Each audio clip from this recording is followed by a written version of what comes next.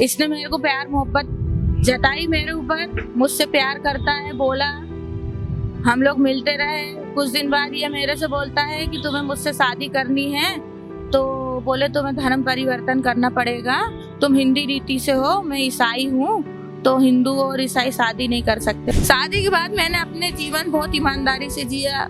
मैं इसी के धर्म को फॉलो करती, हर महीने हर हफ्ते चर्च जाती हूँ लगातार। पिछले 3 महीने की कॉल डिटेल है इनकी और इनकी भाभी की कि ये लोग डेली बात करते हैं, सुबह शाम दोपहर रात को 1 बजे 12 बजे। इस आदमी को शक की बीमारी है। जिस दिन से शादी हुई है उस दिन से ये मेरे को सिर्फ शक की नजरों से देखता है। हमारे जेठ हैं, उनको भी मुझसे बेहद नफरत है। दारू वो पीते हैं, नशा करते हैं, आके लड़ाई झगड़े घर में करते थे। उन्होंने मेरे साथ यहाँ तक कि मार पिटाई तक करी है नशे में। अब मैं वापस वहाँ नहीं जाना चाहती। मेरी एक बेटी है, मुझको मैं मेरी बेटी के साथ सुकून से जिंदगी बिताऊंगी। मेरे को इस आदमी के साथ नहीं रहना, ना वहाँ जाना। ये क्या करता है क्या, मुझे कोई मतलब नहीं।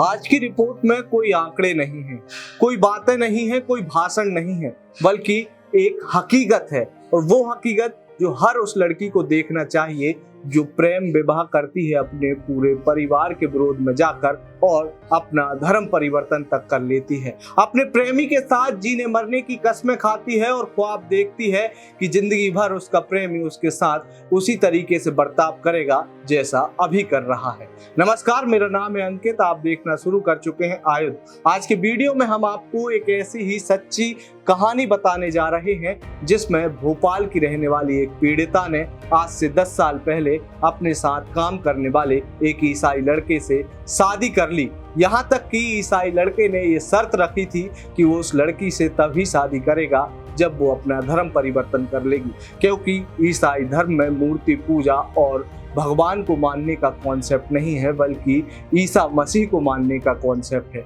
लड़की अपने प्रेमी की बातों में आ गई और अपने पूरे परिवार से विरोध लेकर उसने कोर्ट मैरिज कर ली। 10 साल तक सब कुछ ठीक चलता रहा, लेकिन उसके बाद जब इस लड़की के यहाँ बेटी का जन्म हुआ तो उसे उसकी सास के द्वारा ताने दिए जाने लगे, पति के द्वारा अनर्गल बातें कही जाने लगी और यहाँ तक कि उसके परिवार के बाकी लोग भी इस हिंदू लड़की जो कि अब क्रिश्चियन बन चुकी थी उसके साथ बुरा बर्ताव करने लगे।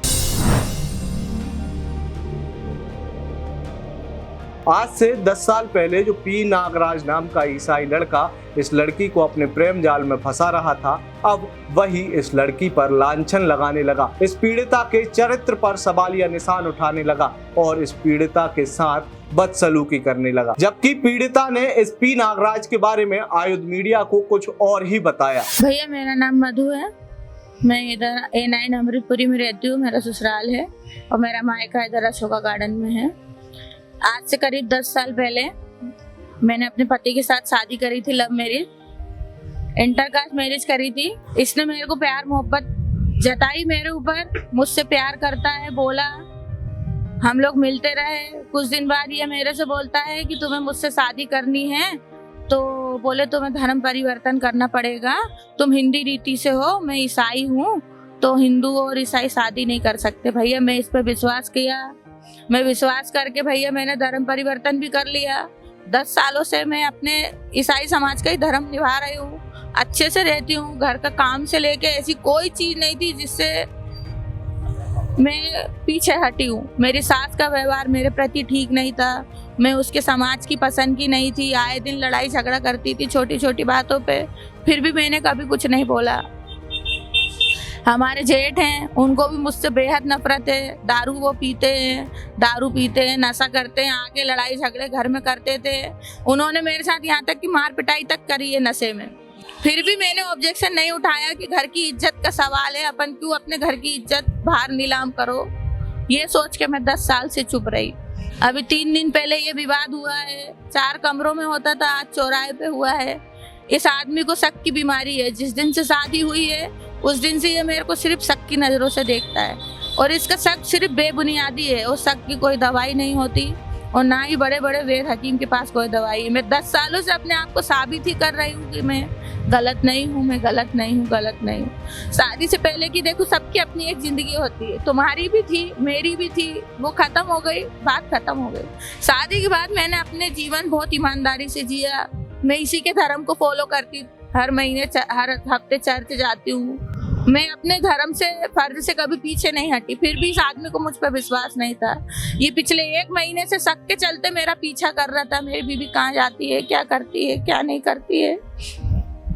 हमारी जिठानी है, वो पिछले 5 साल से मायके में बैठी है। मैंने इससे 2 दिन पहले शाम को एक सवाल किया था कि तुम भाभी से इतनी रात में क्या बात करते हो, क्यों तुमको भाभी मैसेज करती है, मेरे को नहीं करती है, तुमको क्यों करती है, इतने साल हो गए कभी मुझसे बात नहीं करी। तो हमारी सास हमसे कहती है कि तूने भाभी को फोन करके गाली गलौज करी। भैया मैं सबके सामने कह रही, मैंने भाभी से कोई गाली गलौज नहीं करी थी। मैंने बहुत प्यार से पूछा था, भाभी तुम सोनू के पापा को, सोनू मेरी बेटी है 9 साल की, तुम उसको फोन क्यों करती हो, क्यों मैसेज करती हो, भाभी तुमको कुछ चाहिए तो तुम मेरे को बताओ, अम्मा को, अम्मा मतलब हमारी सास। मुझे नहीं मालूम भैया, मेरे मन में शक आया। मैंने 2-3 बार देखा, 6 बजे रात को, 6 बजे सुबह गुड मॉर्निंग आ रहा है, 12 बजे रात को, 1 बजे रात को गुड नाइट आ रहा है। मैंने जब एक प्राइवेट एजेंसी से इनकी कॉल डिटेल निकलवाई तो भैया मैं उसी दिन, विवाद वाले दिन शाम को, जिस समय ये विवाद हुआ, मैं घर जाने पे थी, कॉल डिटेल लेके मेरे पास रखी है। मैं चाहूंगी जब तो मैं आपको दिखा सकती हूँ।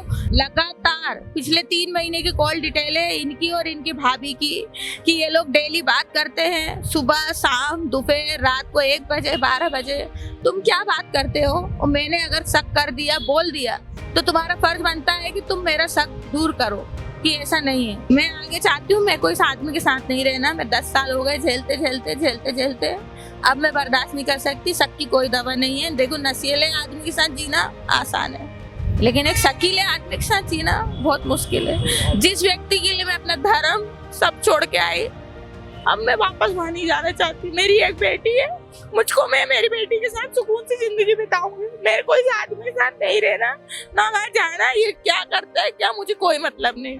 आपने सुना कि किस तरीके से पीड़िता बता रही है कि 10 साल पहले जिस शख्स से उसने लव मैरिज की थी, अब वो शख्स कहीं ना कहीं अपनी भाभी के साथ प्रेम जाल और प्रेम संबंध बनाने के प्रयास कर रहा है। जब लड़की ने इस बात को लेकर अपने पति से आपत्ति दर्ज कराई तो पति ने इसके चरित्र पर ही सवालिया निशान उठाने शुरू कर दिए, लड़की का पीछा शुरू कर दिया और भोपाल में गुरुवार को ISBT पर जाकर लड़की के साथ इतनी बेरहमी से मारपीट की कि उसका पूरा मुंह सूजा हुआ है, आंखों में से ब्लड निकल रहा है और लड़की अब अपनी दर्द भरी दास्तान मीडिया को बता रही है। सुबह इसने मुझे धमकी दी थी कि तू कॉल डिटेल लेके घर में आना शाम को, और मैं शाम को अपना ऑफिस से ITI से पहुंची, किताब ली, मैं ITI पहुंची, ISBT पहुंची। ISBT पहुंचने के बाद इसको एक मौका मिल गया।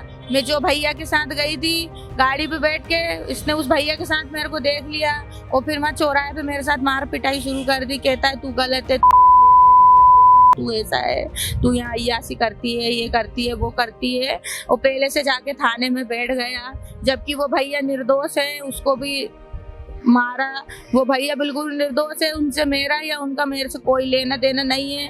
वो सिर्फ जब भी कभी कोई बात होती है या मुझे कोई काम होता है तो ही आते हैं, नहीं तो नहीं आते। वो कहाँ रहते हैं मुझे ये भी नहीं मालूम। वो इतना मालूम है कि वो बस काम करते हैं, ISBT में रोज आते हैं। किस काम से आते मुझे नहीं पता। वो भैया का तो कोई लेना देना ही नहीं है। वो भैया बेचारे मेरे चक्कर में ही पिटे हैं। वो थाने में भी आए थे मेरे साथ उस दिन शाम को, यहाँ लिख के भी गए गवाही में कि हाँ मैं था वहाँ पे मौजूद। तो इस पीड़िता का दर्द सुनकर अब आप समझ गए होंगे कि आज से कुछ समय पहले तक जो व्यक्ति किसी लड़की को अपने प्रेम जाल में फंसाता है, उसका धर्म परिवर्तन कर देता है, वही व्यक्ति कुछ दिनों बाद ही उसी लड़की के खून का प्यासा हो जाता है। इस वीडियो के माध्यम से मेरी हर एक उस लड़की से अपील है जो अपने प्रेमियों की बातों में आकर अपना धर्म परिवर्तन कर लेती हैं, अपने घर परिवार को छोड़ देती हैं। वो लड़कियां इस वीडियो को जरूर देखें कि कैसे कोई लड़का यदि आपसे प्रेम के नाम पर आपके धर्म परिवर्तन की बात करता है और उसके बाद वो लड़का आपको किस तरीके से परेशान करने लगता है। आपको ये रिपोर्ट कैसी लगी, ये कहानी कैसी लगी और इस पीड़िता के बारे में यदि आप कुछ कहना चाहते हैं तो आपके लिए हमारा कमेंट बॉक्स खुला है। आप कमेंट बॉक्स में आकर इस खबर को लेकर अपनी प्रतिक्रिया दे सकते हैं। आप हमें फेसबुक, ट्विटर और इंस्टाग्राम पर भी फॉलो कर सकते हैं। सबसे ज्यादा जरूरी है कि आप आयुध मीडिया को यूट्यूब पर जाकर सब्सक्राइब जरूर करें। आपका बहुत बहुत धन्यवाद।